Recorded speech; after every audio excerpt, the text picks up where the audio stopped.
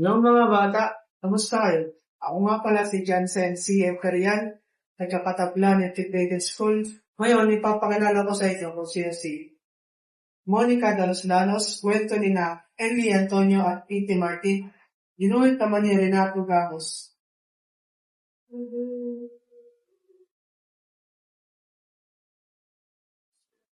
Si Monica Dalos-Dalos ay maaga umisip. Ang dahilan niya ay para maraming matapos na gawain.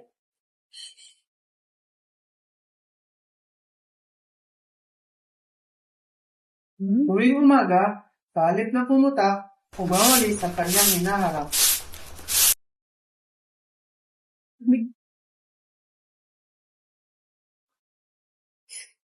Totoong si Monica ay masipag, pero siya'y walang ingat.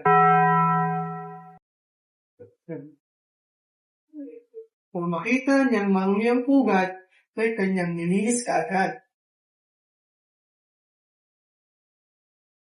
Sa kanilinis niya, nabutas ang pugad, sa itlog ang nahulog at nabasag.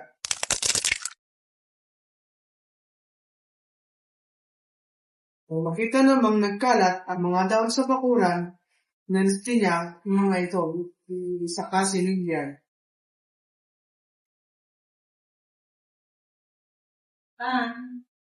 Pero biglang lumaki ang apoy.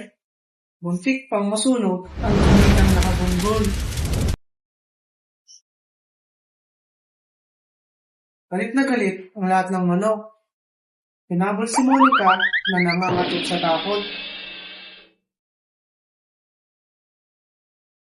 Nakarating siya sa kusina ng isang bahay.